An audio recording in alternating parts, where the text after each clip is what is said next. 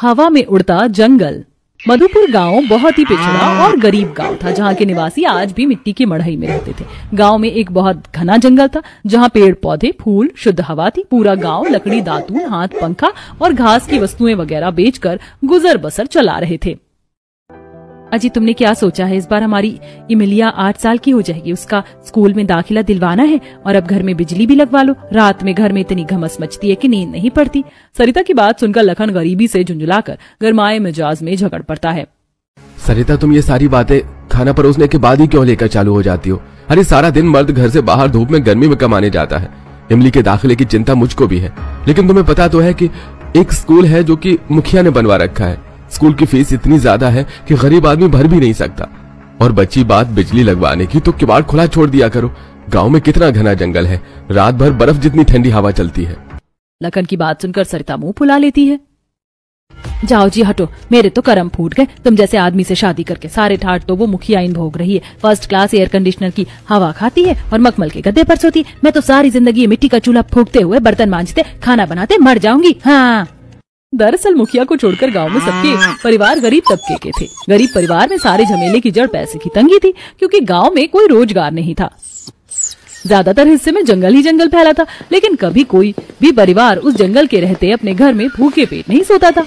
वो जंगल सबको भोजन देकर तृप्त करते थे। तड़के सुबह होते ही 50 साल की गोदावरी चंपा सरिता का किवाड़ बजाती है। अरे ओ सरिता, ओ चंपा, अरे जल्दी से दोनों लिगाई आ जाओ। सूरज की किरण फूटने से पहले पीपल में जल चढ़ाना है, आज शनिवार है। जी जी, बस आ गई काकी। उन तीनों के साथ हर घर की नई नवेली घूंघट ताने हाथों में जल की लुटिया फूलों की डलिया लेकर जंगल में आ जाती है, जहां एक विशाल पीपल और बरगद का पेड़ था, जो कि पिछले 2-3 पुश्तों से जस का तस खड़ा था। गांव वालों की ऐसी मान्यता थी कि उसमें देवता का वास है, इसीलिए सब लोग हर दिन, खास करके शनिवार के दिन, जल चढ़ाते थे। सही है, किरण फूटने से पहले जल चढ़ गया, तब जाकर सूरज निकला है। तभी जंगल के सारे पेड़ पौधे झमाझम झूम झूम कर ठंडी हवा देने लगते हैं। आहा, एकदम बर्फ जितनी शीतल बयार चल रही है। मेरा तो कभी कभी जिया करता है सरिता चंपा कि इसी घने जंगल में कुटिया बना लो और यहीं खटिया बिछाकर नींद पूरी कर लूं। अरे काकी, हम गरीब गांव वाली तो इस जंगल के शरणागत हैं। यही तो हमारी एकमात्र सहारा है। अगर ये जंगल नहीं होता तो हमारे बाल बच्चे बगैर खाए खाए मर जाते। हाँ सच में, ईंधन से लेकर जड़ी बूटी, दवाई, सब चीज की पूर्ति जंगल से ही तो होती है। कुछ देर इसी तरह सारी महिलाएं ठंडी हवा खाकर ईंधन के लिए पेड़ से झाड़े, सूखे पत्ते इकट्ठा करके ईंधन जलाने के लिए ले जाती। इस तरह समय गुजर रहा था। फिर एक दिन, सत्यकाम जल्दी से आजा, जंगल से चंदन की लकड़ी काटने जाना है आज। अरे आया भाई आया, बस 2 घूंट चाय तो पी लेने दो, चलता हूँ चंपा। अजी गर्मा गर्म रोटी बना दी है, खाकर तो जाओ। पता नहीं लकड़ी काट कर जंगल से कब लौटोगी कब नहीं। अरे चंपा, कितनी बार कहा है जाते वक्त टोक मत मारा कर, काम बिगड़ जाता है बनता हुआ। चंदन की लकड़ी काटनी है। अगले गांव के जमींदार जी ने चंदन की लकड़ी मांगी है 50 किलो। थोड़ी कमाई धमाई हो जाएगी। हाँ, मगर देख कर काटना जी, कोई जिंदा पेड़ मत काट देना भूल चूक से। अरे इतना बावला थोड़ी हूँ, मालूम है मुझको भी, पेड़ों में भी जान होती है। फिर लखन सत्यकाम कुल्हाड़ी लेकर कड़ी धूप में जंगल आ जाते हैं। तभी एक चिड़िया खून से लथपथ कर हाथी गिरती है।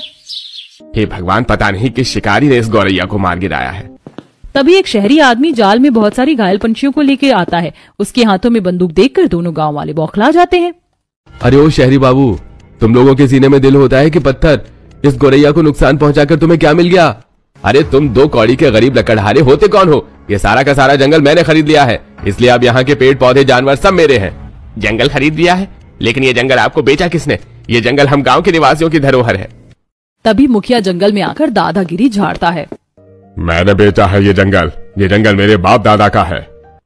अरे मुखिया जी, इस जंगल में एक पेड़ हमारे पूर्वजों ने लगाया है। इस जंगल से ही हमारे 2 टाइम की रोटी का गुजारा होता था, और क्या करेंगे हम? मेरी बंधुआई करो, मेरे शराब के कारखाने में बहुत सारे कारीगरों के लिए जगह खाली है, आ जाओ वहां पर। बिल्कुल भी नहीं, हम भूखे मर जाएंगे मगर ये धंधा नहीं करेंगे। मुखिया के शहरी व्यापारी के हाथों जंगल बेच देने के चलते पूरे गांव वालों के खाने के लाले पड़ जाते हैं, क्योंकि उनके पास रोजगार का कोई अवसर नहीं मिलता। वहीं व्यापारी जंगल के पेड़ों को काटने लगता है, जिसका पूरे गांव वाले मिलजुल कर पुरजोर विरोध करते हैं। मत काटो जंगल को, ये हमारा जंगल है। ऐसा बोलकर इमली पेड़ से लिपट जाती है। तभी व्यापारी, चल हट, दूर हट, और तुम लोग काटो इन पेड़ों को। इस जंगल की जमीन पर मेरा आलीशान होटल बनेगा। तभी जैसे ही व्यापारी के आदमी पेड़ पर प्रहार करते हैं तो उसके अंदर से खून निकलने लगता है और जंगल जमीन से उखड़कर हवा में उड़ने लगता है, जिससे व्यापारी और मुखिया एकदम ऊंचाई पर हवा में उठा लिए जाते हैं और जैसे ही उड़ते हुए जंगल से नीचे जमीन को देखते हैं तो थर थर कांपने लगते हैं। ये क्या हो रहा है? ये जंगल तो पतंग की तरह हवा में उड़ रहा है। अरे ओ मुखिया, तूने मुझे ठगा है, मैं तुझे छोड़ूंगा नहीं। अरे बाबू साहब, मैंने आपके साथ कोई घपला नहीं किया। मुझको तो खुद को मालूम नहीं है कि इस जंगल हवा में कैसे उड़ रहा है।